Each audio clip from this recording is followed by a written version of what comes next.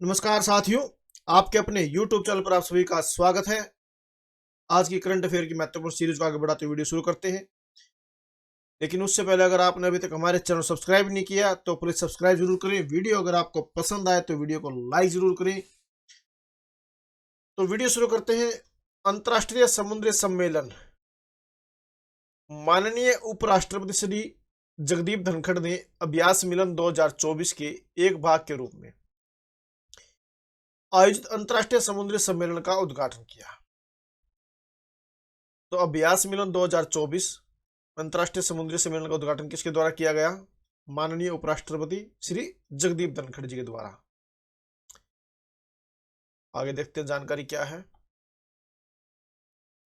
प्रधानमंत्री ने वाराणसी में 13,000 करोड़ रुपए से अधिक की अनेक विकास परियोजनाओं की आधारशिला रखी और राष्ट्र को समर्पित किया। तो वाराणसी में 13,000 करोड़ रुपए से अधिक की विकास परियोजनाओं की आधारशिला किसके द्वारा रखी गई? प्रधानमंत्री श्री नरेंद्र मोदी जी के द्वारा।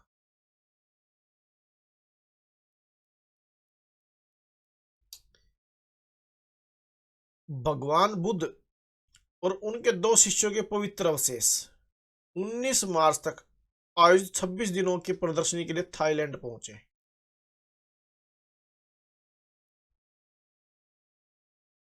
भगवान बुद्ध के 4 पवित्र पिपरावा अवशेष सहित उनके 2 शिष्यों के अवशेष 22 सदस्यीय प्रतिनिधिमंडल के साथ 26 दिवसीय प्रदर्शनी के लिए कहां पहुंचे? थाईलैंड के बैंकॉक में पहुंचे। इस प्रतिनिधि मंडल का नेतृत्व कौन कर रहे हैं? बिहार के राज्यपाल श्री राजेंद्र विश्वनाथ आर्लेकर और केंद्रीय सामाजिक न्याय एवं अधिकारिता मंत्री डॉक्टर वीरेंद्र कुमार कर रहे हैं।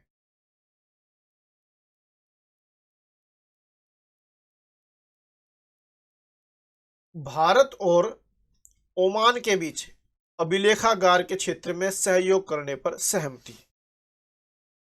तो भारत और ओमान के बीच किस क्षेत्र में सहयोग करने पर सहमति हुई है? अभिलेखागार।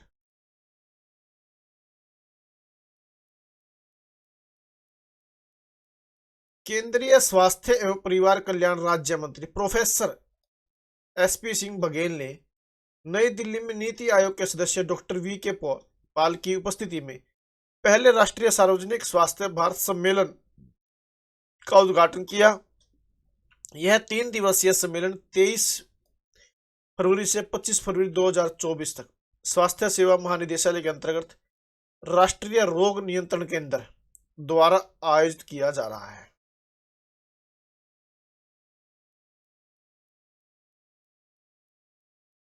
तुर्की ने पहली बार बनाया 5वीं पीढ़ी का फाइटर जेट।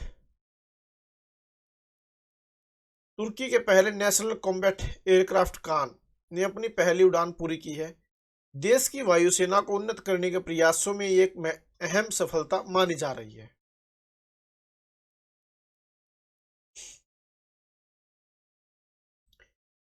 पारुवेद को अमूर्त सांस्कृतिक विरासत घोषित कराने के लिए प्रयास। क्या चीज है ये?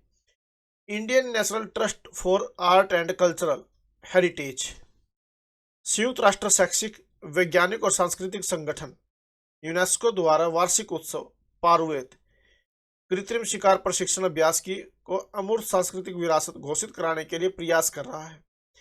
यह आंध्र प्रदेश के अहोबिलम में श्री नरसिम्हा स्वामी मंदिर में मनाया जाने वाला एक वार्षिक उत्सव है, जिसमें कृत्रिम शिकार प्रशिक्षण अभ्यास भी किया जाता है।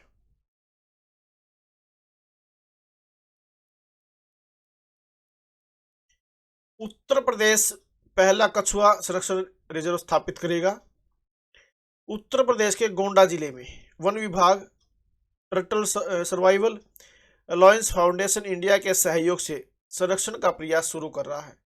इस प्रयास का उद्देश्य क्या है? घाघरा नदी की सहायक नदी सरजू नदी के किनारे कछुआ संरक्षण रिजर्व स्थापित करना है।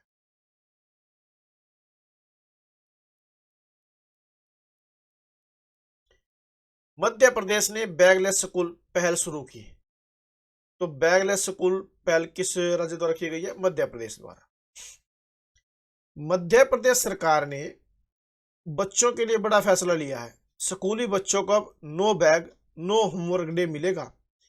2024-25 के आगामी शैक्षणिक सत्र से सप्ताह में एक बार लागू होने वाली यह नीति पारंपरिक शैक्षिक मानदंडों से एक महत्वपूर्ण प्रस्थान का प्रतीक और छात्र कल्याण और समग्र विकास के लिए सरकार की प्रतिबद्धता को रेखांकित करती है। इस पहल के केंद्र में छात्रों के स्कूल बैग के लिए स्पष्ट वजन सीमा की स्थापना है।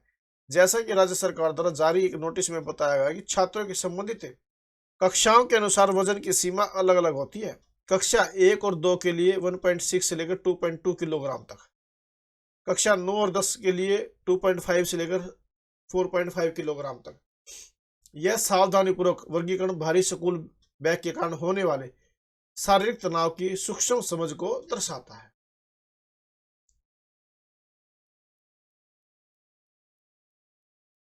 राजस्थान के छतरगढ़ में एनटीपीसी रिन्यूएबल एनर्जी लिमिटेड की पहली सौर परियोजना ने 21 फरवरी 2024 को 70 मेगावाट क्षमता का वाणिज्यिक संचालन कार्य शुरू करने की घोषणा की।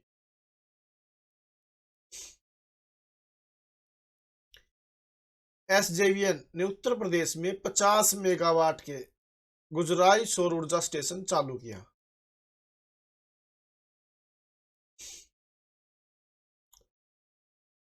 अंतर्राष्ट्रीय सौर गठबंधन में शामिल होने वाला 119वां देश बना माल्टा।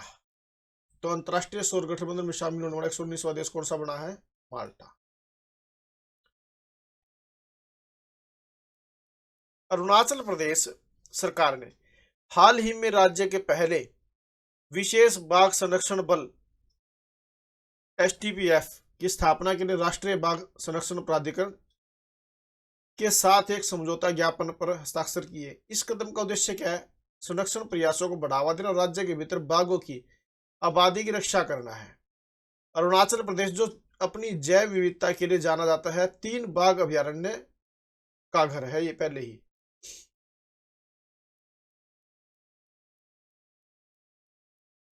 अफ्रीकी संघ द्वारा गधे की खाल के व्यापार पर प्रतिबंध लगाया गया है।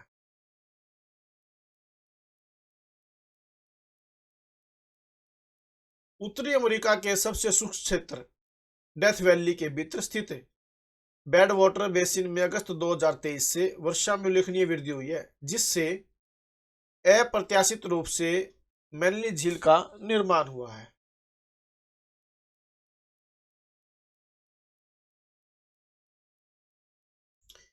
गूगल और एप्पल को टक्कर देने के उद्देश्य से फोन पे ने लॉन्च किया इंडस ऐप स्टोर। तो गूगल और एप्पल को टक्कर देने के उद्देश्य से फोन पे ने क्या लॉन्च किया है? कौन सी ऐप स्टोर लॉन्च किया? इंडस।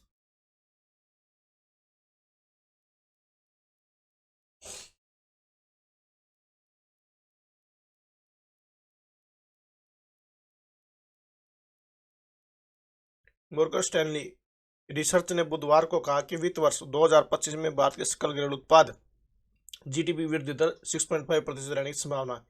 इसके पहले मॉर्गन स्टैनली ने 6.9% वृद्धि का अनुमान लगाया था। Thank you very much.